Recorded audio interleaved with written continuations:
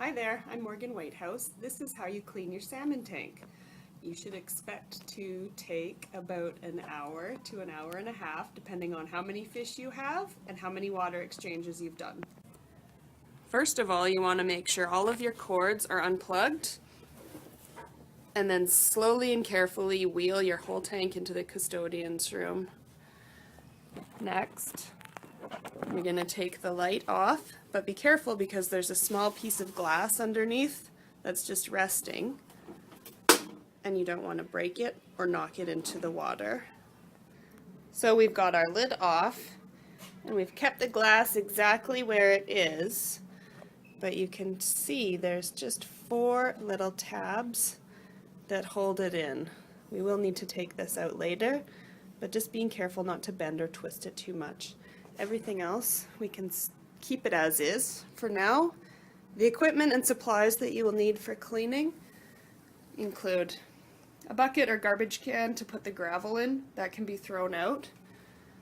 Normal household vinegar. It helps to have a dustpan to remove the gravel, a non-abrasive plastic scrubber, and I like using brushes to make sure you get into all the tubes and all the corners. With everything unplugged and the lid off, we're ready to siphon, and you want to siphon right down the drain, which is why we've moved really close to the janitor's sink. We've got the siphon hooked up and we're draining the water directly down the sink.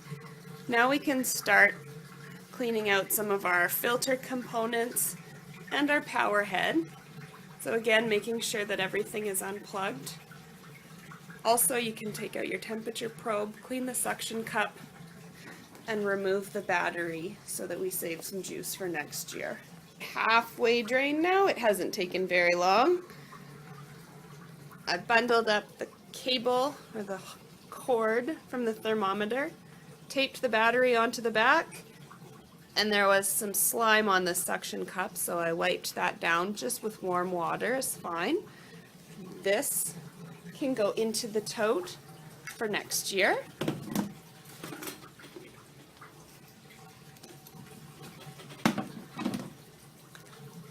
Also, while this is draining, I'm going to throw out all 3 filters. And so just if you pinch these 2 handles, and pull it straight out, watch that you don't get wet, so drain off as much water as possible, but these can be thrown out. Be very careful when you're taking apart the power head and the filter box, that you remember how everything goes, so that you can put it back together once it's clean. So with our water almost all gone, I'm going to start taking out the gravel so that we can drain out even more water. To do this, I'm just using an old margarine container to start with, and it's going to get thrown out. Once we get down a little bit lower, I'm going to use the dustpan because it has a nice square edge, which is really helpful in scraping out those last bits of gravel. I've got an old mug, and what I'm going to do is I'm going to tip the tank so that it's on a bit of an angle, just so I can keep my siphon going and drain out as much water as possible. I've taken out about half of the gravel, which was 4 of those margarine containers or so. And I've tipped the tank on its side, and I've just braced it because I can't hold it. It's really heavy still. So I've braced it just with this old mug. But you want to make sure that it's not on the glass. Make sure that it's on the metal frame, and I even put it on the plastic as well. And our siphon has stopped, which means that almost all of the water is out. So now we're ready to remove the rest of the gravel before we start rinsing our components. Almost all of the gravel and water have been removed now, but I can't quite access the rest of it, and I can't siphon any more water, so it's time to start taking our equipment out. The big metal ring at the back is your refrigeration unit, and this can just be lifted up carefully and put behind the tank. Take it out and get it out of the way. The hosing is metal and it's insulated, And you can move it around a little bit, but don't bend it too much or it won't work. Your 402 power head, sorry, can also be removed. And this just slides all the way up. And you can take it up, and it's held on with this little chassis with suction cups. So just pull this up and get it out of the way for now. Your temperature probe can also just get lifted up, put it out of the way,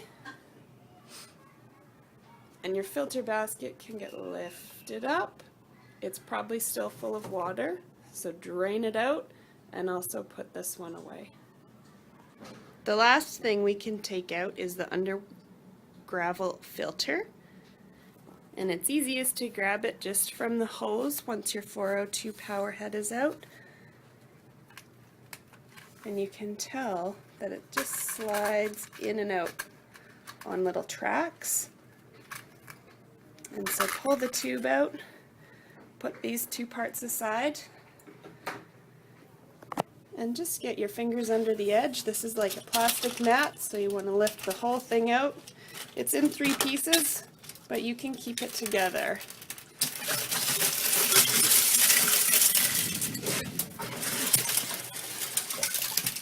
There, so it is a little bit thin and breakable, so just be careful, lay this somewhere flat, and now we've got lots of space to get that last bit of water out with our siphon. All of our gravel is out now. We've just got the last bit of water to siphon.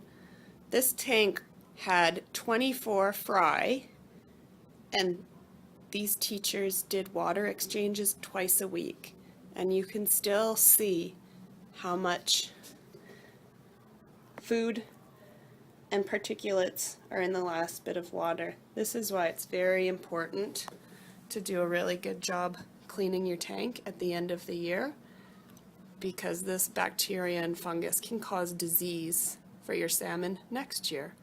Similarly, if you have buildup of calcite or chlorine, this can cause water chemical problems like pH problems, which you also don't want. So it's really important to maintain your tank throughout the year and do water exchanges as you need to, and to clean it well at the end of the year. With the very last bit of super dirty water that's left in the tank, I'm just going to use a sponge and drain it out and wipe my sponge out. Congratulations, you are about halfway done cleaning your salmon tank now.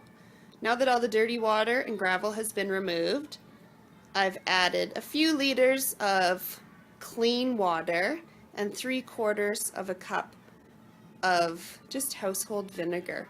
This solution is what we're going to clean the tank and all the tank components with. It's really important that you never use any other cleaning chemicals, because these will harm your fish, just vinegar. To start off with, I'm going to use a scrub brush and show you how to clean the components of the filter. With the filters removed, you want to take the motor off of your filter basket, which is the little black box at the bottom here, and it shows you an arrow. So if you turn it this way, your motor will just pop right off. Everything else can go into the water bath that you made in your tank. Be careful not to use or not to lose your little piston, and there's also a plastic washer or valve so that it's watertight. So make sure these stay with the motor. Because this is unplugged, this part you can just wipe down with your vinegar solution, but don't put any water inside. Everything else we're going to disassemble and put into the water bath. So starting from the top to the bottom, we'll take the lid off, pop it in. We're going to squeeze these two, take the basket out, put it in the bottom. This just pops off, kind of forward and up. It's just in there with pressure, so you can remove that. And similarly, this little pen is just squished in. So both of these items can get taken apart gently so you don't break them like Morgan might. There we go. And then put them in the water. So 1, 2. And the last piece is the darker gray fitting. And again, this is just pushed into place. So just pull this part out. Everything needs to have a good scrub in the vinegar solution, making sure to get all of the corners, and then rinsed out with plain water. Now that we've washed and rinsed our filter basket, here's how you put it back together. So starting with a little gray fitting, just falls down into the bottom here, or press it down into the bottom.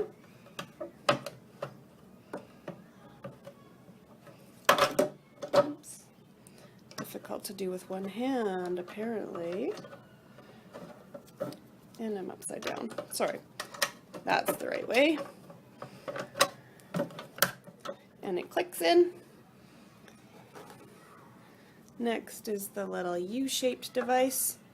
So the knob goes into the box and it clicks forward and make sure it's all the way down. This little intake pen goes right on the end of the U-shaped one that you just put in. I'm going to secure this when I have two hands, but it just slides right on, hand tight. Basket in.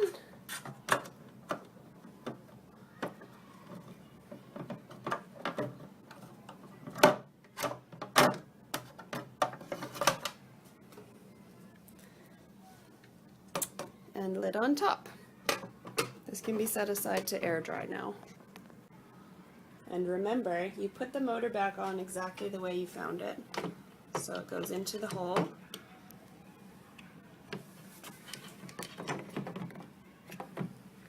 And then you slide it back so it's this direction. I can't do it with one hand, but push it all the way in and just a quarter slide. Next up, we're going to clean the 402 power head. The little hose off to the right just pulls off, and you want to make sure you don't lose the black end and the little fitting on it. So these two parts are easily lost. Make sure you keep them. And the little cone is the only part that you're really going to be able to clean out well. This just pulls off. The bulk of this device does not go into water because it's the motor, so you can just wipe it down with your vinegar solution. You'll see once you pull this cone off that this is where most of the grungy stuff is. And so this can go into our vinegar bath. Additionally, this tubing and the fitting for your underwater filter, under gravel filter, can get dropped into the bath. And for these, this is where it's really handy to have a little test tube brush to get right into the tubing. Those look much better.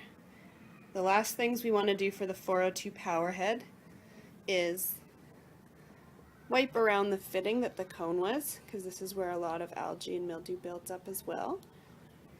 And you can take off the little chassis which holds it into your tank, which is just held on by 3 suction cups, and the fronts and the backs of those can be scrubbed off with your brushes. Perfect. The last parts we want to scrub with the scrub brush are the under gravel filter, both the top side, the bottom side, and the edges. And you'll notice it's particularly dirty where the water gets filtered from. So this is flipped over now, but we'll do all surfaces in our vinegar bath. And also we want to wipe the lid, especially all of the little edges and corners. Take the glass out and clean the glass really well with the vinegar solution as well. Once you take the glass out, you'll almost always see algae built up around the edges. So just be really gentle with this. Of course, it's fragile. We don't want to have any chips in the corners. And while you're cleaning the lid, make sure you clean just the little tracks where the glass goes inside and out.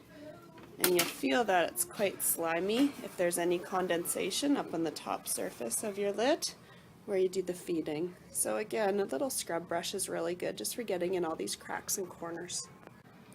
Now using your vinegar solution and a non-abrasive, like a plastic scrubby, this one looks pretty pathetic, holy.